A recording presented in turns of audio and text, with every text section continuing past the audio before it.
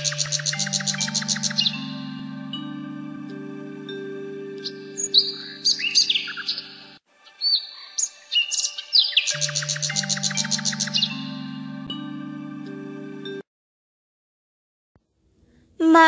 ও মা, বাবা কোথায় গেছে? তোর বাবা তো মাছ ধরতে গেছে রে মা। কেন, কি হয়েছে? এমনি মা। মা, আমি খেলতে গেলাম। সে কি রে মা, খাবি না? রোজ রোজ এসব খেতে আমার একদম ভালো লাগে না। বাবাকে কত করে বললাম ইলিশ মাছ খাবো, বাবা তো এনেই দিল না। ইলিশ মাছের যা দাম, কিভাবে আনবে তোর বাবা বলতো? আর তোর বাবার জালও ছোট, ওই জালে কি আর ইলিশ ধরা দেয় বলতো? জেদ করিস না মা, খেয়ে নে। না, আমি খাবো না। আমি ইলিশ মাছ ছাড়া ভাত খাবো না। দুর্গা তার মায়ের কথা না শুনে মন খারাপ করে খেলতে চলে যায়। ভগবান এই অভাব কবে যে দূর করবে কে জানে। মেয়ের শখগুলোও পূরণ করতে পারি না। গিন্নি, ও গিন্নি, একা একা কি বিড়বিড় করছো? দুর্গা কোথায়? কি আর বলবো, সব যে আমার কপালের দোষ। আহা গিন্নি, কি হয়েছে বলবে তো নাকি? না বললে বুঝবো কিভাবে? মেয়েটা না খেয়েই চলে গেছে। কতদিন থেকে মেয়েটা ইলিশ দিয়ে ভাত খেতে চায়, কিন্তু একটা ছোট ইলিশের টুকরো মেয়েটার হাতে দিতে পারি না। আমি কি কম চেষ্টা করি বলো? জালটাও ছেঁড়া, বেশি মাছ পাওয়া যায় না। দাও, একটু ভাত খেতে দাও।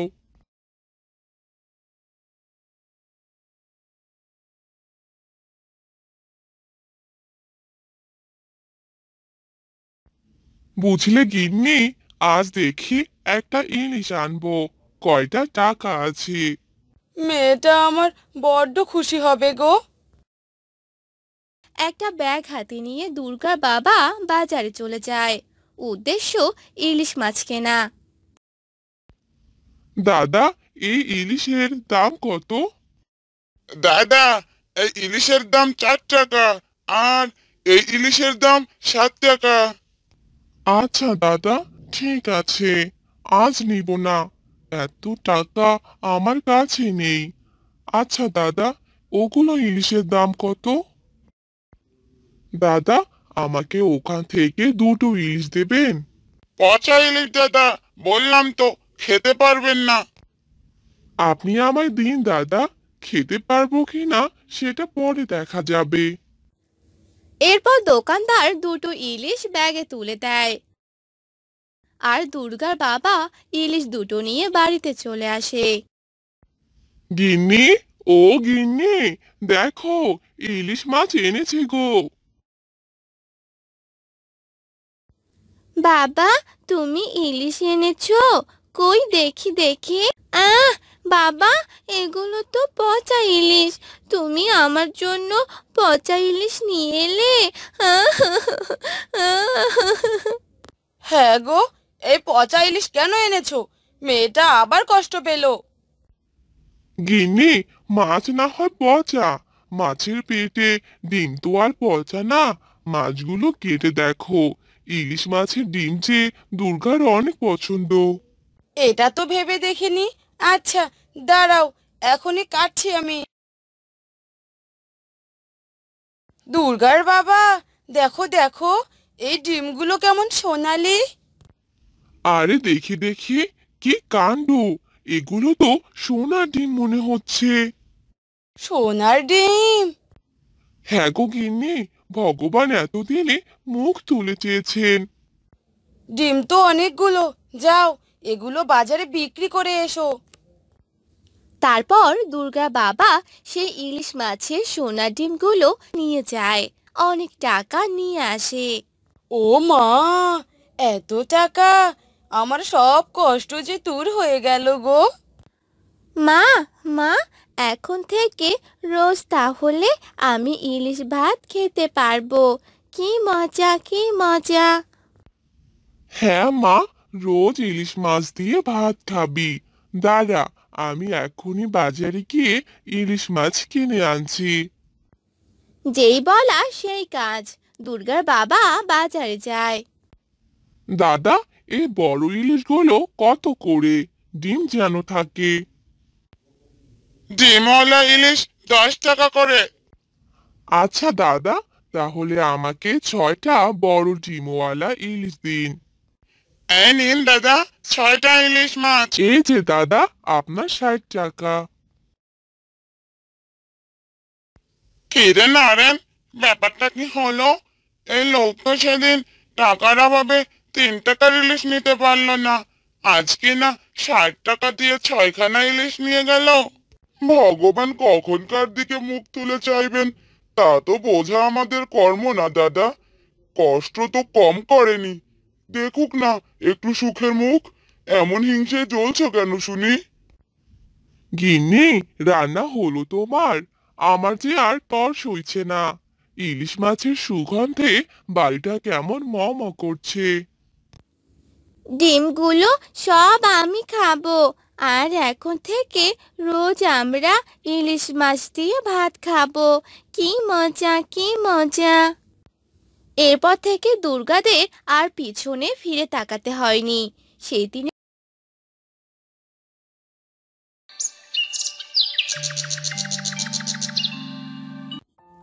অচিনপুর নামক একটি গ্রামে রাম নামে এক লোক বাস করত।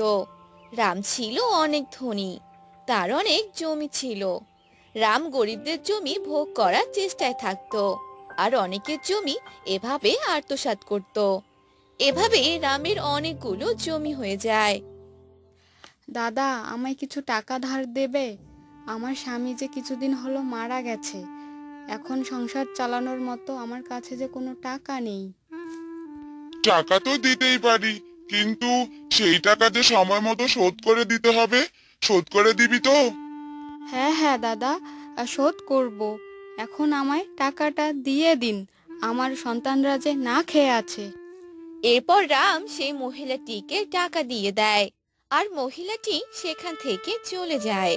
এভাবে অনেক দিন চলে যায়, কিন্তু সেই মহিলাটি টাকা ফেরত দিতে পারে না। যার কারণে রাম মহিলাটির বাড়িতে যায় আর বলে, কি ব্যাপার, আমার টাকা জমা দিলে না যে এখনো? দাদা, আমি কয়েকদিনের মধ্যেই আপনার টাকাটা দিয়ে দিব, আমাকে আর কিছুদিন সময় দিন। না না, আমি কোনো সময় দিতে পারবো না, এখনই তোকে টাকা দিতে হবে। আর টাকা দিতে না পারলে তোর এই বাড়ি ভিটে আমি দখল করে নেব। না না দাদা, এরকমটা করবেন না। এই বাড়ি ভিটে দখল করে নিলে আমি আর আমার সন্তানরা থাকবো কোথায়? এত কিছু আমি আর জানি না।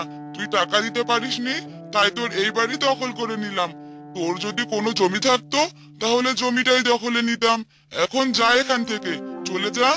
না না দাদা, আমাকে আর একবার সুযোগ দিন, আমি আপনার সব টাকা পরিশোধ করে দিব। কিন্তু রাম মহিলাটির কোনো কথা শুনলো না, আর মহিলাটিকে তার বাড়ি থেকে বের করে দিল।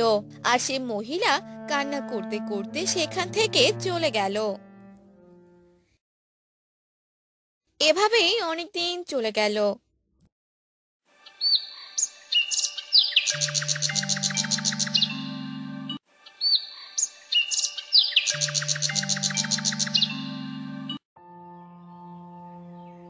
হ্যাঁ গো, আমায় কিছু টাকা দাও তো। টাকা দিয়ে তুমি কি করবে? বাড়িতে তো সবকিছুই আছে। তোমায় টাকা দিতে বলেছি, দাও, আমার একটু দরকার আছে। এরপর রাম তার স্ত্রীকে টাকা দিল, আর রামের স্ত্রী সে টাকা নিয়ে বাহিরে চলে গেল আর কিছু গরিবদের সাহায্য করলো। রামের স্ত্রী ছিল অনেক ভালো, আর সে গরিবদের এভাবে সাহায্য সহযোগিতা করত। কিন্তু রাম একদিন একথা জানতে পারে। গিন্নি, গিন্নি, কোথায় গেলে? কি হয়েছে, এভাবে ডাকছো কেন? এগুলো আমি কি শুনছি? তুমি নাকি গরিবদের সাহায্য করো, সেটা আবার আমার টাকা দিয়ে? হ্যাঁ, করেছি। কেন, কি হয়েছে? তোমার সাহস হলো কি করে? আমার টাকা নিয়ে তুমি অন্যদের সাহায্য করো? টাকা কি বেশি হয়েছে নাকি? এসব কি বলছো তুমি? তোমার তো অনেক টাকা, এত টাকা দিয়ে তুমি কি করবে যদি গরিবদের সাহায্য করতে না পারো? না, আমার গরিবদের সাহায্য করার কোনো দরকার নেই। তুমি যদি আর কখনো এরকম কাজ করো তাহলে আমি তোমাকে এ বাড়ি থেকে বের করে দেব। তোমাকে বের করে দিতে হবে না। এরকম মানুষের সাথে আমিও আর থাকতে চাই না। আমি এখান থেকে চলে গেলাম। এই বলে রামের স্ত্রী সেখান থেকে চলে গেল আর হাঁটতে লাগলো আর বলল, রাগ করে তো বাড়ি থেকে চলে এলাম, কিন্তু আমি এখন কোথায় যাব? যাওয়ার যে কোনো জায়গা নেই আমার। একথা বলে হাঁটতে হাঁটতে সে নদীর কাছে চলে এলো আর সেখানে বসে পড়লো আর গালে হাত রেখে ভাবতে লাগলো। তখনই একটি জলপরী সেখানে হাজির হলো আর বলল, এই মেয়ে, কি হয়েছে তোমার? তুমি এখানে বসে আছো কেন?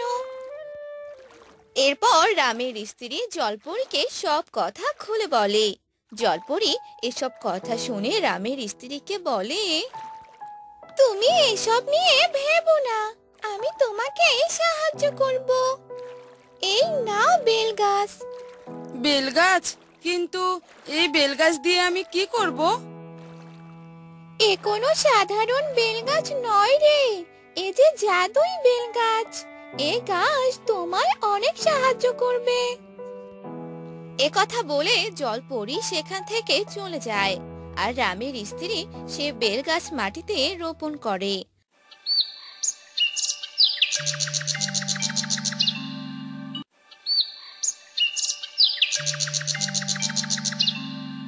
আর গাছটির অনেক যত্ন করে।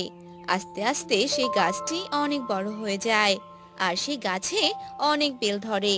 আর সে বেলগুলো ছিল জাদুই বেল। আরে, এই বেলগুলো দেখতে এরকম কেন? আমি কোনো সাধারণ বেল নই, আমি যে জাদুই বেল। বলো তুমি কি চাও, আমি তোমাকে সাহায্য করব। আরে, তুমি তো দেখি কথাও বলতে পারো। তুমি আমাকে কি সাহায্য করবে? তুমি আমার কাছে যা চাইবে তাই পাবে। বলো কি চাই তোমার? আমি তো তোমার ছায়ার নিচেই থাকি, আমার তো থাকার কোনো জায়গা নেই। আমি বুঝতে পেরেছি। এই বলে সে বেল গাছটি একটি সুন্দর বাড়ি বানিয়ে দিল আর সে বাড়ির ভিতরে অনেক খাবার দিল। এসব কিছু দেখে রামের স্ত্রী অনেক খুশি হয়ে যায়। তোমায় অনেক ধন্যবাদ বেলগাছ, তুমি আমার অনেক বড় উপকার করলে। তোমার এই ঋণ আমি কখনো শোধ করতে পারবো না। তোমায় শোধ করতেও হবে না, এই নাও একটা বেল, খেয়ে নাও। তারপর সে একটি বেল খেয়ে নেয়।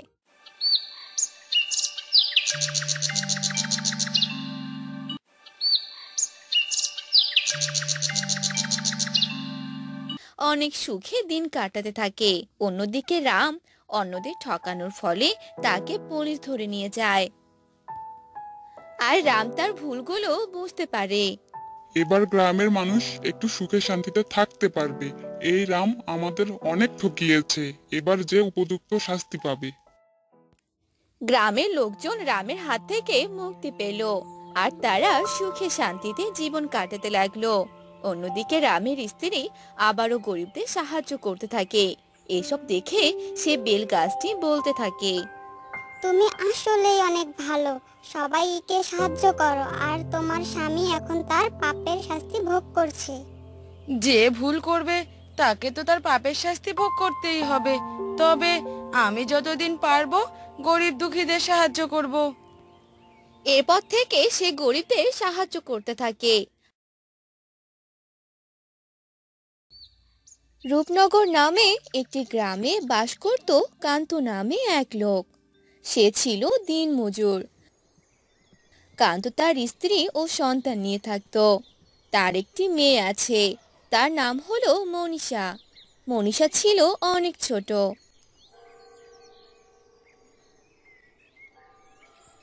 বাবা, ও বাবা, আমার জন্য বাজার থেকে একটা সুন্দর জামা নিয়ে আসবে। আমি সেই জামা পরে ঘুরতে যাব। আচ্ছা মা, ঠিক আছে, আমি এবার কাজে যাই। এরপর কান্ত কাজে চলে যায়। কাজ শেষ করে বাড়িতে চলে আসে আর তার মেয়ের জন্য একটা সুন্দর জামা নিয়ে আসে। জামা দেখে তার মেয়ে অনেক খুশি হয়ে যায় আর এভাবেই অনেক দিন চলে যায়। কি গো, ঘরে যে কোনো বাজার নেই, যাও বাজার থেকে কিছু সবজি কিনে আনো। না বাবা, আমি কোনো সবজি দিয়ে খাবার খাবো না। তুমি আমার জন্য রুই মাছ নিয়ে আসো, আমি রুই মাছের ঝোল দিয়ে খাবার খাবো। রুই মাছ? কিন্তু মারে, রুই মাছ কেনার মতো টাকা যে আমার কাছে নেই। রুই মাছের যে অনেক দাম, কিভাবে কিনবো রে মা? আমি কিছুই জানি না বাবা, রুই মাছের ঝোল ছাড়া আমি কিছুই খাবো না, এই আমি বলে দিলাম। এ কথা বলে মনীষা রাগ করে সেখান থেকে চলে যায়। হ্যাঁ গো, মেয়েটা যে রাগ করে চলে গেল। তুমি মেয়েটার জন্য একটা রুই মাছ কিনে নিয়ে আসো। কতদিন পর মেয়েটা রুই মাছের ঝোল খেতে চেয়েছে। আচ্ছা ঠিক আছে, আমি দেখছি কি করা যায়। আমি বাজারে গেলাম। এ কথা বলে কান্ত বাজারে চলে যায় আর হাঁটতে থাকে। হাঁটতে হাঁটতে গ্রামের মোড়লের সাথে তার দেখা হয়। তখন কান্ত মোড়লকে ডাকতে লাগলো। মোড়ল মশাই, ও মোড়ল মশাই, কোথায় যাচ্ছেন আপনি? এই তো বাজারে যাচ্ছি। কেন, কিছু বলবি নাকি? মোড়ল মশাই, আপনি যদি আমায় কিছু টাকা দিতেন তাহলে আমার খুব উপকার হতো। টাকা? আমার কাছে তো এখন কোনো টাকা নেই রে, তোকে কিভাবে দেব? বেশি টাকা লাগবে না, শুধু 200 টাকা হলেই চলবে। ও, তাহলে এই নে। আমি তো ভেবেছিলাম বেশি করে চেয়েছিলি, তবে তাড়াতাড়ি ফেরত দিয়ে দিস, বুঝলি? ঠিক আছে, ভালোই হলো। আজ মেয়েটার জন্য রুই মাছ কিনে নিয়ে যেতে পারবো। যাই যাই, তাড়াতাড়ি বাজারে যাই এখন। এরপর কান্ত বাজারে গেল আর সব জিনিসপত্র কিনতে লাগলো। তখনই এক চোর এসে কান্তর 200 টাকা চুরি করে নিয়ে গেল। কিন্তু কান্ত কিছুই বুঝতে পারল না। কান্ত মাছ নিয়ে টাকা দিতে যাবে, ঠিক তখনই সে কি, আমার টাকা কোথায় গেল? একটু আগেই তো টাকাটা এখানে রেখেছিলাম, কিন্তু এখন যে পাচ্ছি না। এখন আমি রুই মাছটা কিনবো কি করে? এসব বলে কান্ত দোকানদারকে মাছটি ফেরত দিয়ে দিল আর বাজার থেকে বাড়ির দিকে আসতে লাগলো আর বলতে লাগলো। না জানি মেয়েটা আমার কত আশা নিয়ে বসে আছে রুই মাছের ঝোল খাবে বলে। আমি বাবা হয়ে কিনা আমার মেয়ের আশা পূরণ করতে পারলাম না। হে ভগবান, কেন যে তুমি আমাদের গরিব বানালে? তারপর কান্ত কান্না করতে করতে একটি গাছের নিচে বসে পড়ে আর নিজের দুঃখ প্রকাশ করতে থাকে। হে ভগবান, সাহায্য করো আমায়। আমি খালি হাতে গেলে আমার মেয়ে যে কষ্ট পাবে।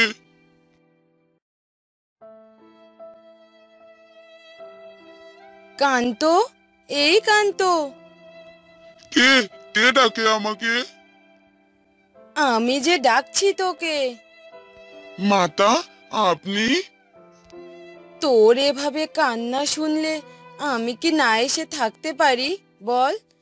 তোরা যে আমার সন্তান, তুই যেমন তোর সন্তানকে ভালোবাসিস, আমিও তোদের ভালোবাসি। এই নে রুই মাছ।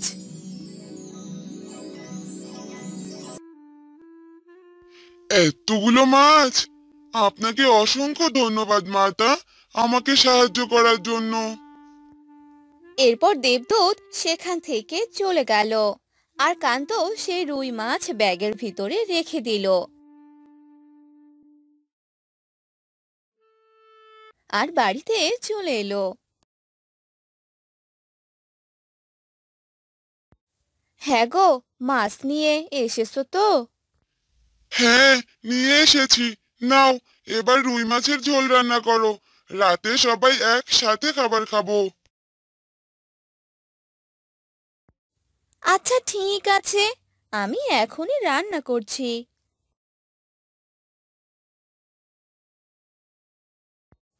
কান্তর বউ রুই মাছের ঝোল রান্না করলো আর টেবিলের উপরে রেখে দিল। তখনই একটি বিড়াল এসে সেই খাবারগুলো খেয়ে পালিয়ে গেল। হায় হায়, কি সর্বনাশ হয়ে গেল! বিড়াল যে সবগুলো খাবার খেয়ে চলে গেল। হ্যাঁ গো, কোথায় গেলে তুমি?